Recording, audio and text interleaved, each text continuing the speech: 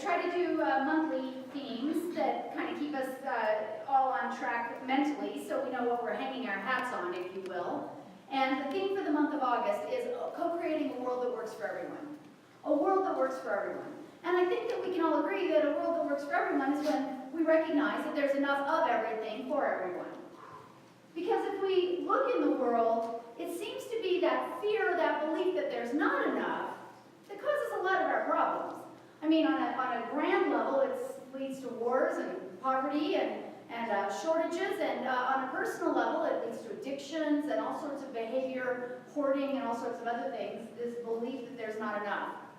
The co-creation work that I'm also trained in calls it the universal error. The universal error is the belief that there is not enough. And more importantly, what that really signifies underneath it is the belief that we are not enough. That we are not enough. But I want to tell you that there is enough. Every major religion talks about the infinity of God, right? Every major religion says that there's infinite resources. Jesus says that it is the Father's good pleasure to give you the kingdom. There's no need to fear that there's not enough. There is always enough. And we just need to see it. So when we think about the idea of enough of everything for everyone, I want you to know that this is not something that happens out in the world. It's got to happen first in us. It's got to happen first in us, that we have got to let go of that belief that there is not enough. We have got to train ourselves to see it. And so, every week I come up with 3 points about this, and as I was thinking about my 3 points, as you now know by your card, I thought, the 3 points are in the title. We're going to talk about enough, and then we're going to talk about of everything, and then we're going to talk about for everyone. Because that's what we have to train ourselves to see. So let's start with enough. We can look around and we can find evidence that there is not enough, right? There are people that are hungry. There are people who live in poverty. There are people who are living in fear, and there are wars. There are resources that are scarce. You can turn on the media and you'll find out that something, we don't have enough water, we don't have enough fossil fuels, we don't have enough of something, right? We can find evidence of that. So I want you to know that enough is not about what's going on out there, it's about what's going on in here. When we train ourselves to see enough, there is enough. But this is a mental exercise. This is something that we have got to get up every morning and make the choice to look for the enough-ness. About a year and a couple months ago, I left my job at the headquarters of Centers for Spiritual Living, and that was a very well-paying job. And I did that in order to become the senior minister here at Foothills Center for Spiritual Living, which is incredibly rewarding and fulfilling and amazing, and just the money isn't quite the same. And I had a lot of fear around this, because I could show you in my checkbook that I did not have enough. And I could stick to that story if I wanted to. But my mentor said to me, wake up every day and just look around and say, do I have everything I need today? And you know what? The answer was always yes. Now, do I have everything I want? Do I have everything I dream about? Do I have everything the media tells me I should have? Well, maybe the answer is not yes on that. But do I have everything I need today? In this moment, right now? And the answer will always be yes. I challenge you to find a moment when it's not. Because the moment when it's not, you won't be on the planet anymore. Because as long as you're here, that divine spirit, that divine life that is all-powerful and infinite is providing you with everything you need. It is providing you with enough. Now, this is not about wastefulness. This is not about wastefulness. A lot of times in New Thought gets criticized because we talk about abundance and we talk about opulence and prosperity and more and more and more. And that's actually not what this is about. This is about enough. The reason that we want more is to prove to ourselves that we're enough. We're looking out there to get the external proof that God really exists, that we really have enough, that all of those promises are true, and so we're looking in the wrong place. when we have X number of dollars in our bank account, then we'll believe that we have enough. I tell you what, believe you have enough and you'll see X number of dollars in your bank account. It doesn't work the other way around. That's like saying to the stove, provide me some heat and I'll put some wood in it. The stove's going, I don't think so. It doesn't work that way. So this we have to train ourselves. Do you know that according to Oxfam, which is an international nonprofit that is dedicated to eradicating hunger on the planet, there is enough food to feed every human being on the planet. This is a well-recognized statistic. The problem is distribution. Why is that a problem? Because people who don't believe they have enough will not be guided to where the food is. They won't listen to their intuition that says, go this way. Back when we were all hunter-gatherers, do you know how we found the game and the berries? We listened to our guidance, and we would go where the guidance told us. And Spirit would always guide us to where the buffalo were, or the elk were, or the woolly mammoths, or whatever it was. Because in that moment, we knew there was enough. And we knew and trusted that there was a divine presence, a loving God that would always lead us to enough. Whether it was called Mother Earth, whatever it was at the time. But we don't do it that way. We don't believe in enough. And so we listen to the not enoughness that's all around us. And of course, we create what we are, right? We don't create what we want. We create the thing we spend the most time thinking about. That's been well proven by quantum physics, and we create what we spend the most attention on. So, if all of our attention is on the news that's telling us that there's famine and poverty and war and not enough of this, and it's the Muslims here who are taking our jobs, and it's what they're causing terrorism, or whatever it is that we're listening to out there in the media, even as we are saying, I don't want that, we're bringing it in. So, in order to have enough, we have to train our mind to see it. This is an act of will. We have to get up every morning and look for where we have enough in our life. How many of you make that a regular practice? We have to, thank you, one person. We have to get up and give thanks. We hear a lot about gratitude, give thanks. That's an exercise in seeing where there's enough in your life. Because the more you focus on where there's enough in your life, the more the expansion will come. And when you focus on what you don't have, guess what? That increases. What you don't have increases. This is just the law of attraction at work. There's nothing else there except the law of attraction. So if you can get up every day and have a practice where you see enough, where you give thanks for what you have.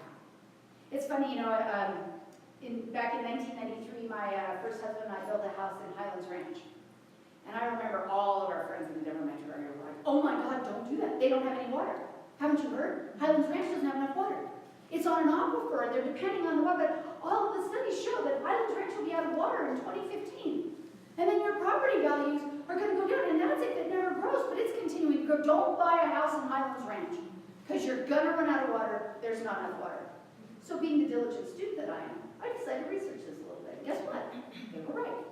There's not enough water in Highlands Ranch. That sucker's built on an aquifer, and it just does not have enough water. And there's no way that the Denver water system can provide it, because there are laws against it to prevent this very problem.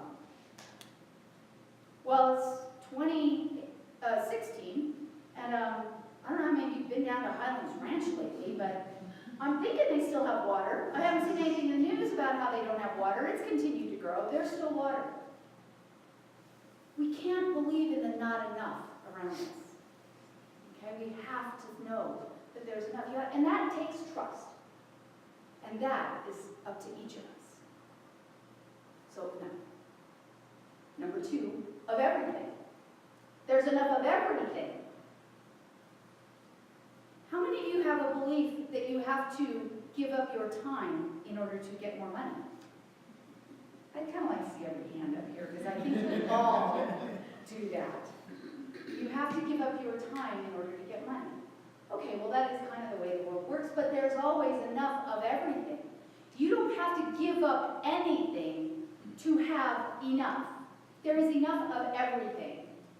There are legendary stories of people who spend their whole lives at work and then they never get to know their families. There's, stories of people who ruin their health because they're chasing after a job. This comes from the belief that there's not enough and that I have to give up something to get the thing I want. That's not the promise. That's not the promise of any religion. My yoke is easy and my burden is light. Not, if you're willing to, give up 64 hours a week. No. So there's enough of everything. There's a great story about a Mexican fisherman, a little village fisherman, who rents out his boat periodically to take American tourists fishing. So an investment banker from the United States goes down and rents the guy's boat, sees that he's got 2 beautiful yellowfin tuna there. And this banker says to the fisherman, he says, "Wow, these are beautiful tuna. Is this all you caught?" And he says, "Well, it's all my family needs, so that's all I did." He said, "Well, could you catch more?" And he said, "Well, I could if I wanted to." And the banker says, "Well, how long did it take you to do these?" And he goes, "Oh, just a few hours." And the banker says, "Well, what do you do with the rest of your time?" And he says, "Oh, I sleep late, I fish a little, I go play with my children, I take a nap with my wife in the afternoon, and then I stroll down to the village in the evening where I sip wine and play my guitar with my friends, and I have a good life. I have a full and busy life." And this investment banker says, "Are you crazy? I could really help you. I have a Harvard MBA and I could help you with this.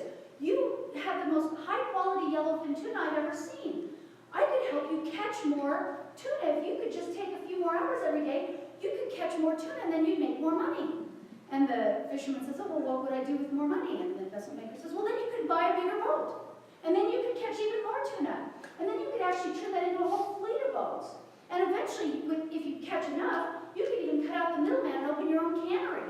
And once you do that, you could control the product from start to finish, where you have your fishing boats and you have your cannery, and you could sell the end product, and then you could leave this little Mexican fishing village and move to Mexico City, or maybe Los Angeles, or maybe New York. And your company would be traded on, the New York Stock Exchange." And the Mexican villager's like, "Well, and then what?" And the investment banker goes, "Well, then when the time is right, we'll do an IPO, and you sell the whole thing, and you retire."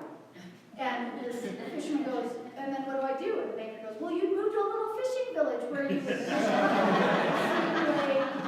play with your children, and drink wine and play guitar with your friends." I love that story because it shows the very American mindset that there's not enough of everything if you don't have enough money as the foundation. But there is enough of everything. This fisherman made enough for his family. He made enough to provide the needs of his family. He didn't need more, and he had the life he wanted. There was enough of everything. There was enough time to play with his children, enough time to take a nap with his wife, enough time to play guitar with his friends. The quest for more at the expense of the things we love comes from a belief that there's not enough of everything. It comes from a fear that we can't have what we really want. And when we trust that we can, then everything falls into place. But somehow that's very un-American to think that we have enough. It's very un-American to think that we have enough, but we do. And then the last thing is for everyone. For everyone. I hear this comment all the time. People, something bad will happen to a celebrity. You'll see, someone's going through a divorce, or a celebrity's been, remember when Harrison Ford broke his leg on the set of Star Wars? That was in the news. He was filming Star Wars, he broke his leg. And I hear this kind of mixed message of, "Oh gosh, that's too bad," and well, all the money he has, he doesn't need to work, so it's not big deal. He broke his leg. And so we have this kind of status moment where we think that you reach a certain point in life and you have enough of the external trappings, so you should be happy. Everything should be good, right? You have enough. Everybody, those people up there, if I were just like them, then I could feel like I had enough. But again, that's just a perception. I love Zen stories. I love Zen Buddhism stories because they just are so mind-boggling. So there's a Zen story of a stonecutter. So there's a poor stonecutter, and he spends his days working really hard cutting stone. And what he wants is more power. So one day he sees a wealthy merchant go by, and he says, I want to be like that wealthy merchant. He's got money, he's got power, he's got time, he's got everything I want. And boom, the stonecutter suddenly becomes the merchant. And he's having this experience now as the merchant. And the merchant is hated by some, feared by many, loved by others, but he has all this power. He has all this power.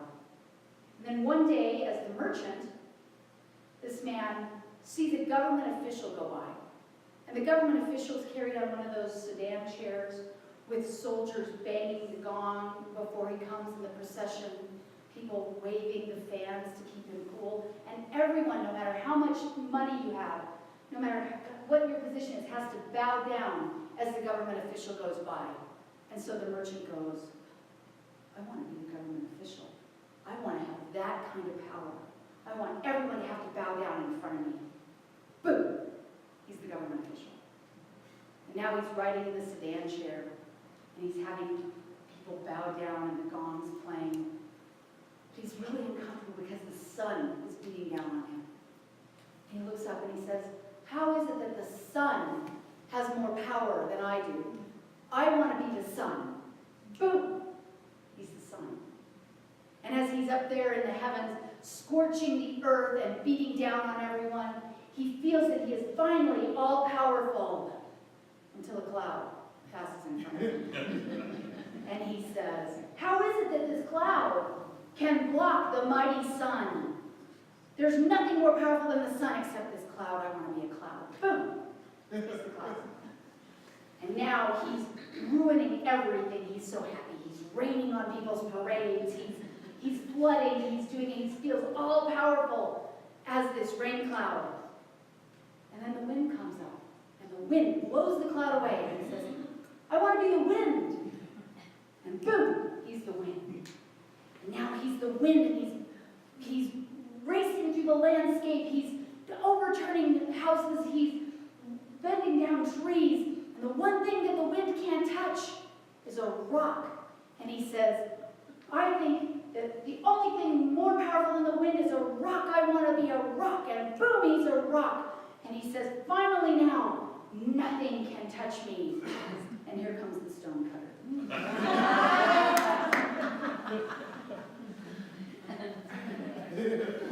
It doesn't matter who you are.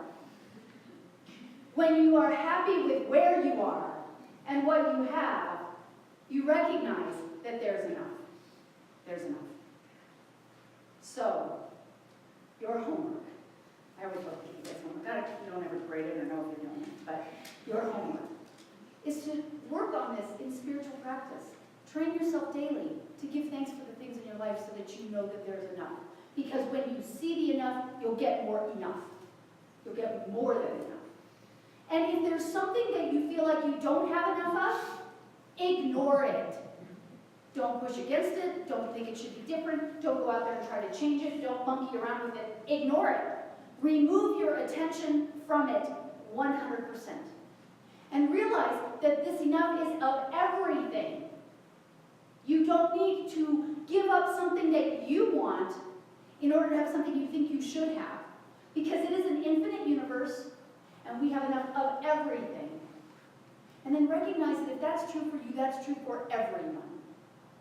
No matter who you are, where you are, everyone has enough. And what you want for you, want for everyone.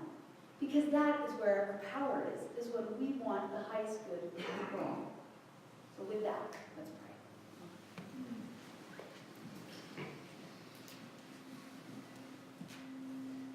So in this holy moment, in this divine now, I give thanks for that infinite power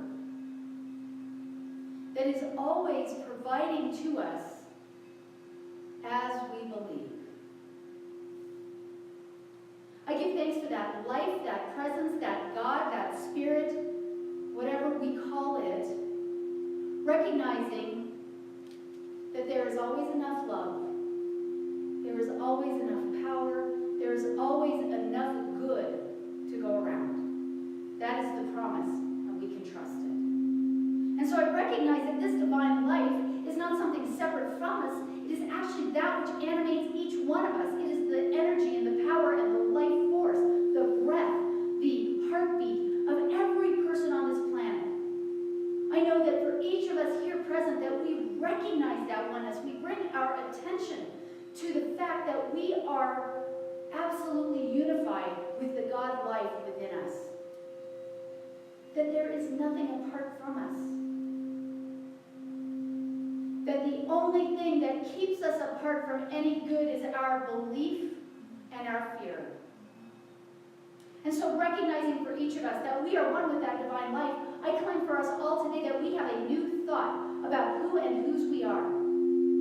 We have a new thought about the way our life works. I accept for each of us that we go forward this day knowing that we have enough, knowing that we are enough, seeing that there is enough of everything. I accept that as we go into the rest of this day and this week, we are transformed. We are transformed at our very core. That there is a new epiphany that we have that allows us to show up as that space of love, that space of enoughness, that space of infinity. Because we don't need to fear for our conditions in the material world, for we know that we are always guided, always cared for, always loved, and always inspired. And so recognizing that this is the truth, I just give thanks to that divine life, that divine presence that is all there is and that is always giving us our good. And it is from that place of gratitude that I'm able to expand my vision, expand my heart to feel and see and be more. Recognizing that God is all there is and that gratitude is the way to experience that good. I just let go, trusting that God takes care of everything, trusting that it is the God within that does the work, recognizing that all is well. And it's in this recognition that we just let go and release, knowing that there is nothing more for us to do except trust that our